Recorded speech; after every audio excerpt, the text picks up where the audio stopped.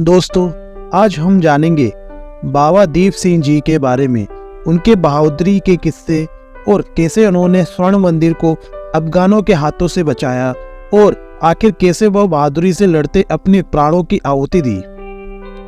सिखों के बीच सिख धर्म में सबसे पवित्र शहीदों में से एक और अत्यधिक धार्मिक व्यक्ति के रूप में सम्मानित हैं। उन्हें उनके बलिदान और सिख गुरुओं की शिक्षाओं के प्रति समर्पण के लिए याद किया जाता है। बाबा दीप सिंह का जन्म 26 जनवरी 1682 को उनके पिता भगत और उनकी मां जियोनी के घर हुआ था। वह अमृतसर जिले के पहुविंड गांव में रहते थे। उनका जन्म संधू जट सिख परिवार में हुआ था।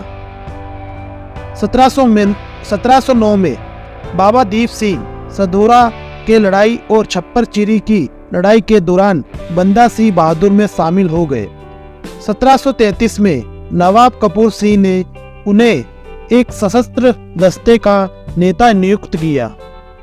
1748 की बैसाखी को अमृतसर में सरवत खालसा की बैठक में दल खालसा के 65 जत्थों को 12 मिसलों में पुनर्गठित किया। उसमें बाबा दीप सिंह को शहीद मिसल का नेतृत्व सौंपा गया था। अप्रैल 1757 में अहमद शाह दुर्रानी ने चौथी बार उत्तरी भारत पर हमले किए।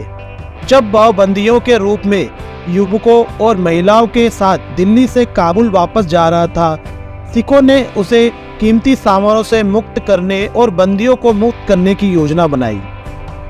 कुरुक्षेत्र के पास बाबा दीप सिंह का दस्ता तैनात किया गया और उनके दस्ते ने बड़ी संख्या में कैदियों को मुक्त कराया और दुर्रानी के काफी खजाने को छापा मारा। हरमंदिर साहिब गुरुद्वारा पर आक्रमण। लाहौर पहुंचने पर दुर्रानी ने अपने नुकसान से आग बबूला होकर हरमंदिर साहिब यानी स्वर्ण गुरुद्वारा को ध्वस्त करने का आदेश दिया।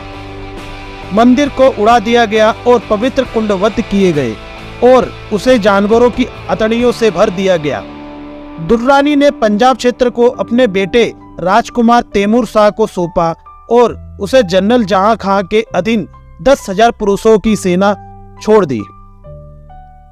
75 वर्षीय बाबा दीप सिंह ने महसूस किया कि अफगानों द्वारा दरगाह को अपवित्र करने के पाप का प्रायश्चित करना उनके ऊपर था। वह शैक्षिक सेवानिवृत्ति से उभरा और दमदमा साहिब में एक मंडली को घोषित किया कि वह मंदिर के पुनर्निर्माण का इरादा रखते हैं। उनके साथ जाने के लिए 500 आदमी आगे आए। बाबा दीप सिंह ने अमृतसर के लिए शुरू करने से पहले प्रार्थना की कि मेरा सिर दरबार साहिब में गिर जाए। जब वह एक गांव से दूसरे गांव गए तो कई ग्रामीण उनके साथ हो गए। जब तक बाबा दीप सिंह अमृतसर से 10 मील दूर तरन तारण साहिब पहुंचे, तब तक 5,000 से अधिक सिख उनके साथ तलवार भाले और भाले से लैस थे। बाबा दीप सिंह की मृत्यु।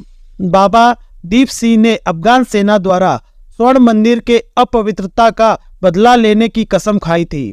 1757 में उन्होंने स्वर्ण मंदिर की रक्षा के लिए एक सेना का नेतृत्व किया। 13 नवंबर 1757 को अमृतसर की लड़ाई में सिखों और अफगानों का संघर्ष हुआ, जिसमें बाबा दीप सिंह ने बड़ी बहादुरी से युद्ध किया। बाबा दीप सिंह की मौत के 2 बातें प्रचलित हैं। बाबा दीप सिंह ने पूरी तरह से छद्म विक्षत होने के बाद भी लड़ाई जारी रखी। एक हाथ में अपने सिर और दूसरे में तलवार लेकर अपने दुश्मनों को मार डाला। पवित्र शहर अमृतसर पहुंचने पर ही वह रुक गए और अंत में उनकी मृत्यु हुई। दूसरे संस्करण के अनुसार वह गर्दन पर बार के साथ घातक रूप से घायल हो गए थे, लेकिन उनका सिर पूरी तरह से नहीं गिरा था।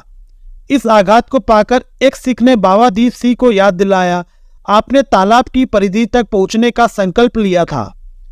सिख की बात सुनकर उन्होंने अपने बाएं हाथ से अपना सिर पकड़ा और 15 पहाड़ों से शत्रुओं को अपने रास्ते से हटा दिया।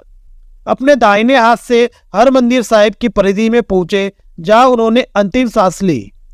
सिखों ने हरमंदिर साहिब में 1757 ईस्वी का बंदी छोड़ दिवस मनाया।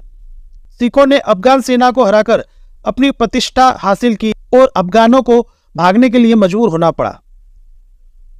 वह स्थान जहां दीप सिंह जी का सिर गिरा था वह स्वर्ण मंदिर परिसर में चिन्हित थे और दुनिया भर के सिख जहां श्रद्धांजलि अर्पित करते हैं। बाबा दीप सिंह का खंड दोधारी तलवार जिसे उन्होंने अपनी अंतिम लड़ाई में इस्तेमाल किया था अभी भी अकाल तख्त में संरक्षित है, जो अस्थायी सिख अधिकार के 5 केंद्रों में से पहला है। दोस्तों, यह थे बाबा दीप सिंह जी की जानकारी। दोस्तों, यह जानकारी आपको कैसी लगी हमें लाइक करें, सब्सक्राइब करें। धन्यवाद।